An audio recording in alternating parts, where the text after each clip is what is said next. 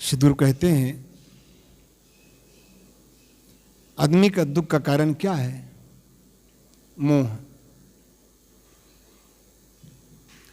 रामायण में भी एक कथा आती है, मोह सकल व्याधिन कर मूला, ते ते पुण्य उपजय बहुशूला।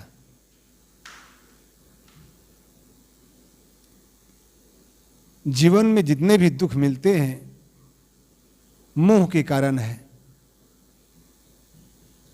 चाहे प्राणियों पर हो, चाहे पदार्थों पर हो, चाहे स्थान पर हो।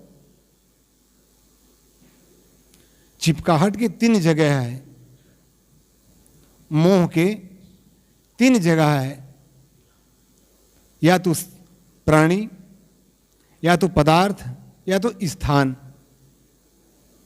किसी किसी को स्थान का बड़ा मोह होता है। अमुक जगह गए थे, वो हाँ कितना बढ़िया था, मजा आता था घूमने में, खाने में, देखने में, सुनने में। अरे वहां तो जी करता था, आने का मन ही नहीं करता था।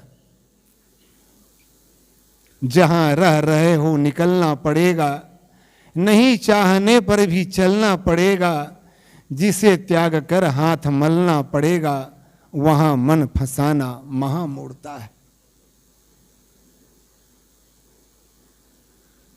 जिस जगह में हम बैठे हैं, इस जगह में कितने लोग बैठे, जिस जगह में हमने घर बनाया है, आश्रम बनाया है, उस जगह में कितने आश्रम बन चुके हैं और कितने मकान भी बन चुके हैं। कितने लोग आकर के उस जगह में बस गए और उजड़ गए।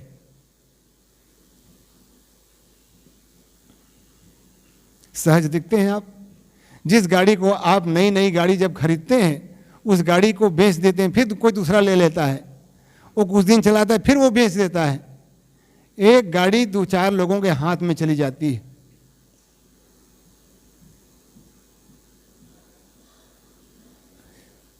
ठीक इसी प्रकार ही मकान की बात, जगह की बात। जिस घर में हम आज हैं, उस घर में पहले और लोग थे, आज हम हैं। हमारे बाद कोई और पीछे आने वाले हैं, वो रहेंगे। उसके बाद उसके पीछे आने वाले लोग रहेंगे। किसी की शान शौकत सलामत नहीं रहती है। इसीलिए जहां रह रहे हो निकलना पड़ेगा। जिस घर में हम कुंडली मार के बैठते हैं, उसमें कितने लोग आए और चले गए।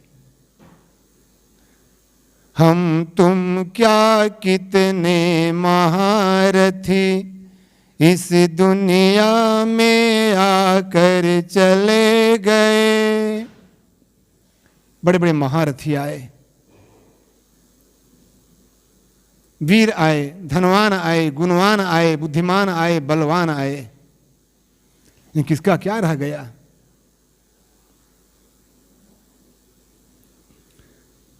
सूचना मिलती है, समाचार मिलता है, अखबार में पढ़ते हैं, मोबाइल में भी देखते हैं और पढ़ते हैं।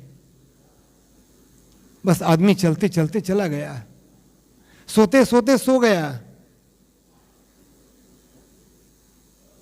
हंसते हंसते चला गया, रोते रोते चला गया। हमारे श्री सुजाल साहब जी सोते सोते सो गए।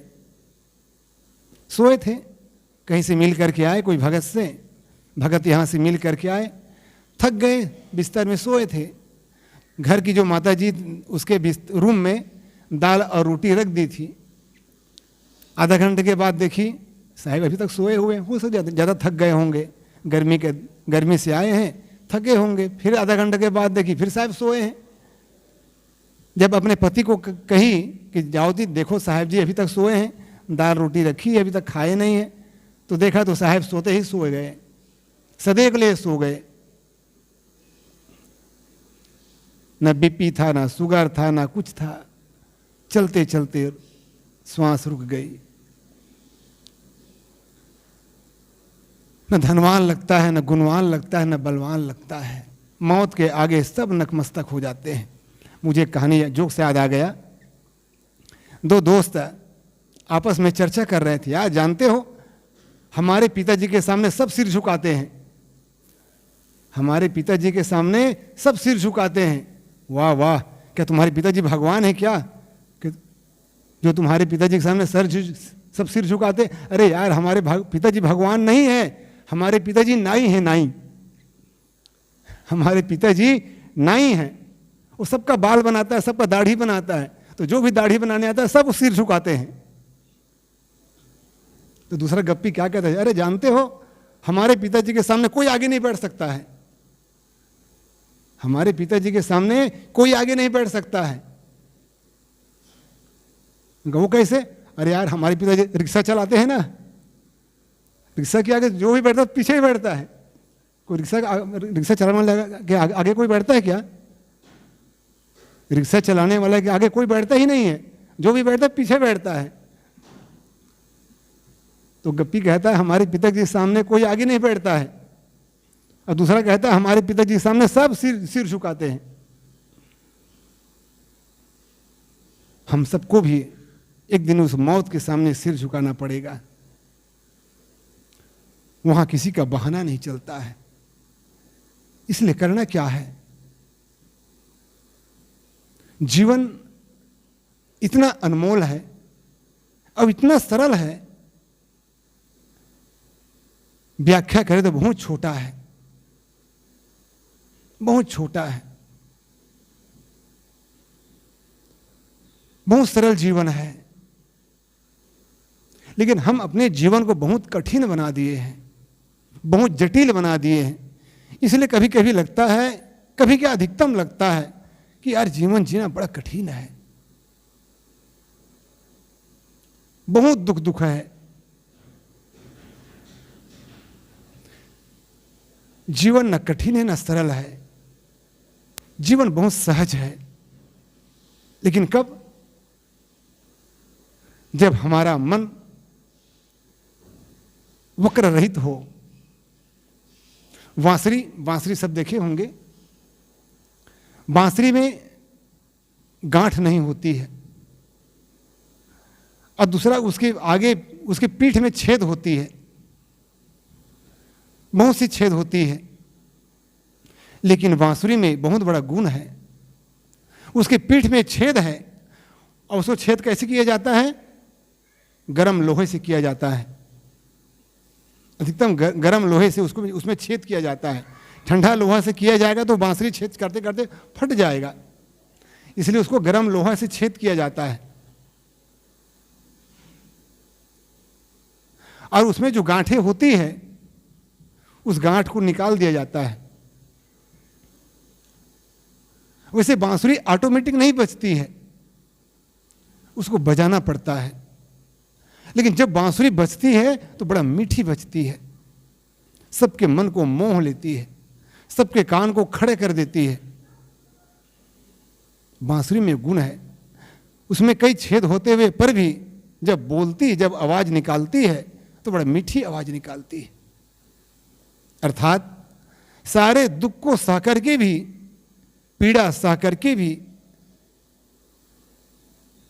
वो अपने अंदर ऐसा तरंग निकालती है, ऐसा आवाज निकालती है जो सबके मन को मोह लेती है। अर्थात वो अपने अंदर जो है वो बाहर करती है। देखो बांसुरी एक जड़ चीजें हैं।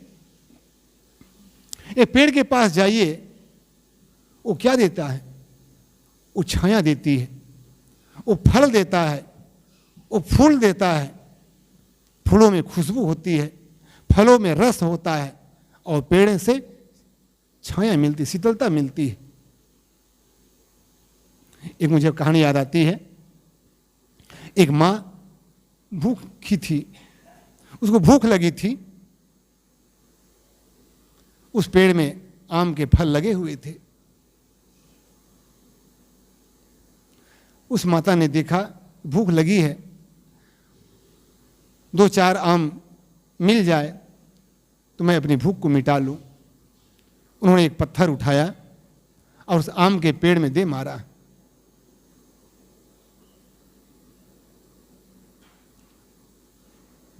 उसी रास्ते से एक राजा का सवारी आ रही थी। वो पत्थर आम में ना लग करके राजा के सिर पर लगते हुए वो पत्थर गिरा पीछे पीछे मंत्री आ रहा था। मंत्री ने पत्थर के टुकड़े को देखा कि राजा के सर से गुजर रहा है।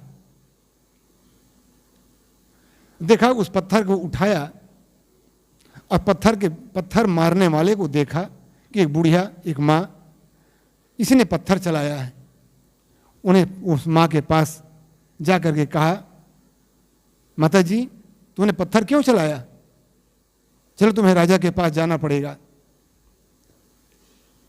उन्हें कहा, बेटा मेरा कसूर नहीं, कसूर तो है मेरा, लेकिन मैं अपनी भूख मिटाने के लिए मैं पेड़ पर पत्थर मारा था। उन्होंने कहा, मैं कुछ नहीं जानता, राजा के पास चलो, जो राजा करेगा सजा देगा, राजा देगा, क्योंकि तुमने राजा पर पत्थर चलाया है।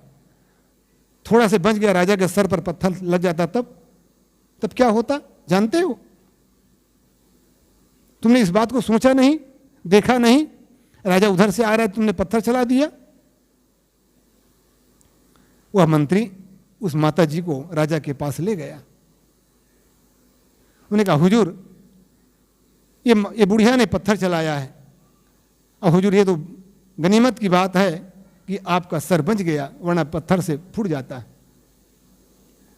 राजा ने कहा, कोई बात नहीं, फूटा तो नहीं ना, बच गया। उस माता से पूछो पत्थर क्यों चलाया, उसे मेरी क्या दुश्मनी है कि जन्म का बदला है। बुलाया गया, माता ने सामने आया। राजा ने पूछा कि हो बुढ़िया माँ, आपने पत्थर मेरे लिए क्यों चलाया? उन्होंने कहा, महाराज मैं आपको न देखी, न मेरा कोई आपसे दुश्मनी है।